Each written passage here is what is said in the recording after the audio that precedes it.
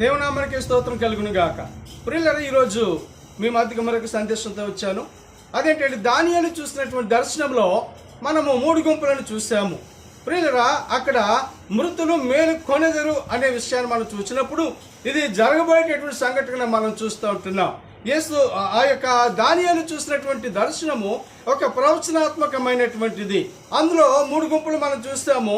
ఇప్పుడు మొట్టమొదటి గుంపు, కొందరు నిత్య జీవమునకు కొనిపోబడుదురు అనే మాట.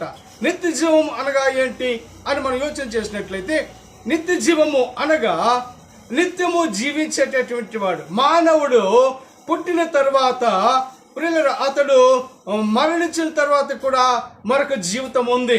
సహజంగా మనం అనుకుంటాం ఏంటంటే ఆ పలానా వ్యక్తి చనిపోయాడు, ఇక అయిపోయింది అనుకుంటాం. కానీ అతని యొక్క ఆత్మ జీవితము అప్పుడే ప్రారంభమవుతుంది. మనిషికి 2 జీవితాలు చెప్పాను కదా. ఒకటి శారీరకమైన జీవితము, రెండవది ఆత్మ సంబంధమైన జీవితము. ఈ శారీరకమైన జీవితము ఆత్మ సంబంధమైన జీవితంతో ముడిపడి ఉంటుంది అనే విషయాన్ని మీకు తెలియజేస్తా ఉంటున్నాను. ప్రియులారా, ఆ యొక్క మానవుడు మరణించిన తర్వాత శరీరంతో తను చేసినటువంటి కార్యాలను బట్టి లెక్క అప్పగించవలసిన విషయం ఉంది. ప్రియులారా, చూడండి, ఒక బ్యాంకులో క్లర్క్ ఉన్నారనుకోండి, ఆయన ప్రభుత్వానికి అన్ని లెక్కలు చూపించాలి. అలాగే యేసు క్రీస్తు ప్రభువు మనకి శరీరం ఇచ్చాడు, అందులో ఆత్మను పెట్టాడు. ఆత్మను పరిశుద్ధంగా జీవించవలసినటువంటి ఆవశ్యకత ఉంది. దేవుడు అంటాడు, నేను పరిశుద్ధుడను కనుక మీరును పరిశుద్ధులై ఉండుడి అంటాడు. కనుక ప్రియులారా, మానవుడు దేవుడు దొరికిన శరీరాన్ని, ఆత్మను కూడా పరిశుద్ధంగా కాపాడుకోవలసిన వాడి ఉంటున్నాడు.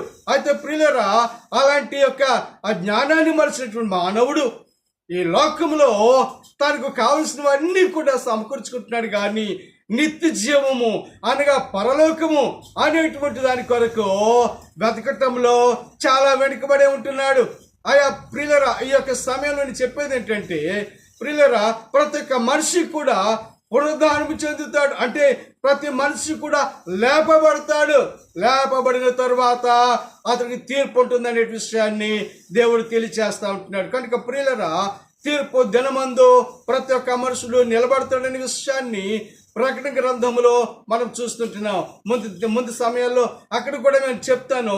ప్రియులరా, మానవ యొక్క జీవితంలో ప్రియులరా, తన యొక్క ఆ జీవితాన్ని ఏదో లోకంలో సంపాదించుకోవాలి, ఏదో సుఖంగా ఉండాలి అని మానవుడు అనేకమైన తాపత్రయం పడుతున్నాడు. కానీ తన ఉన్న ఆత్మ విషయమై అతడు ఏ విధమైనటువంటి